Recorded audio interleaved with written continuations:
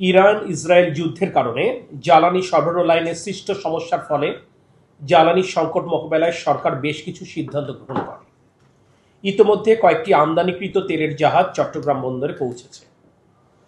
জনগণের ঈদযাত্রা নির্বিঘ্নে পালন এবং বোরো মৌসুমে কৃষকদের প্রয়োজনীয়তা বিবেচনায় জ্বালানি তেল বিতরণে রেশনিং সহ সব ধরনের বিধিনিষেধ তুলে নেওয়ার সিদ্ধান্ত গ্রহণ করা হয়েছে।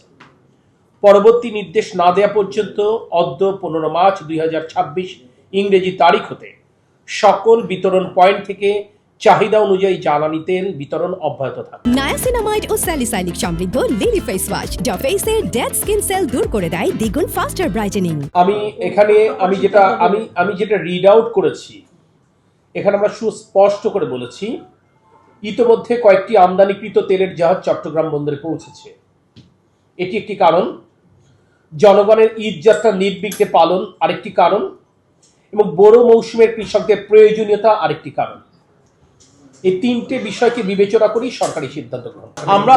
আমরা তাদের কাছে অ্যাপ্রোচ করেছি, আমরা তাদেরকে অনুরোধ করেছি, তারা বিষয়টা ইতিবাচকভাবে দেখবেন বলে বলেছেন। এখনো পর্যন্ত আমরা তাদের এন্ড থেকে কোনো সিদ্ধান্ত পাইনি। সরকারি এই সিদ্ধান্ত প্রতিপালনে যদি কোনো এন্ডে আমরা গাফিলতি দেখি, দায়িত্বহীনতা পরিলক্ষিত হয়, অবশ্যই তাদের বিরুদ্ধে প্রশাসনিক ব্যবস্থা গ্রহণ করা হবে।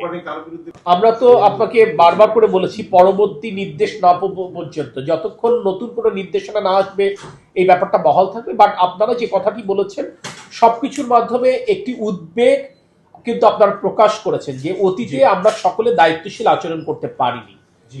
যারা বিতরণের সাথে সম্পর্কিত ছিল তাদের অনেকেই যেমন পারিনি, আমরা যারা গ্রাহক রয়েছি আমরাও অনেকে দায়িত্বশীল ভূমিকা পালন করতে পারিনি।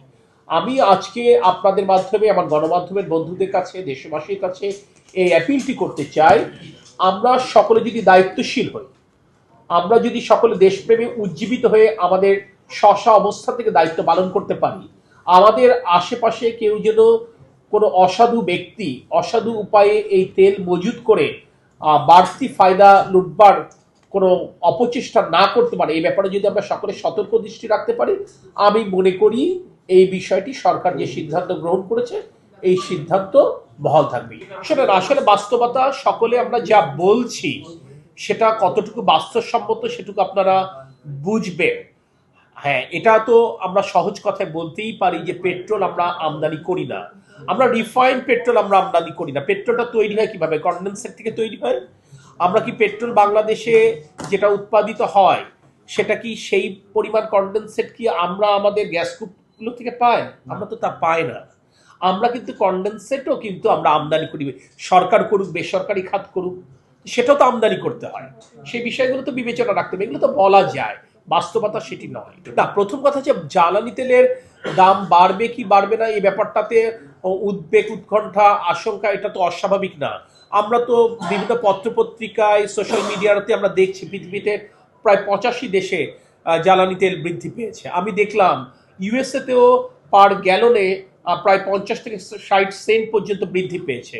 অস্ট্রেলিয়াতেও প্রায় 70 থেকে 75 সেন্ট পর্যন্ত পার গ্যালনে বৃদ্ধি পেয়েছে।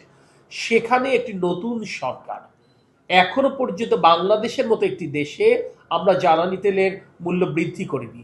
এটার মাধ্যমে তো এই মেসেজটুকুই যায় যে জনগণের ভোটে নির্বাচিত সরকার জনগণের দুঃখ কষ্টের ব্যাপারে ওয়াকিবহাল এবং কোনোভাবেই যেন কষ্ট না কিংবা দুঃখ বৃদ্ধি না পায়, তাদের এইটাকে বিবেচনায় নিয়েই কিন্তু সরকার এইটা সহ্য করছেন, করেই আমরা জ্বালানি তেলের মূল্য অপরিবর্তিত রাখবার চেষ্টা করি। অতীতেও একটি কথা বলেছি, আজও আপনাদেরকে স্পষ্ট করছি, বাংলাদেশের অর্থনীতি যতদিন পর্যন্ত, যে মুহূর্ত পর্যন্ত এই চাপ সহ্য করতে পারবে, ততক্ষণ পর্যন্ত, সেই মুহূর্ত পর্যন্ত জ্বালানি তেলের মূল্য বৃদ্ধির কোনো পরিকল্পনা বর্তমান গণতান্ত্রিক সরকার অর্থাৎ জনগণের ভোটে নির্বাচিত সরকারের নেই।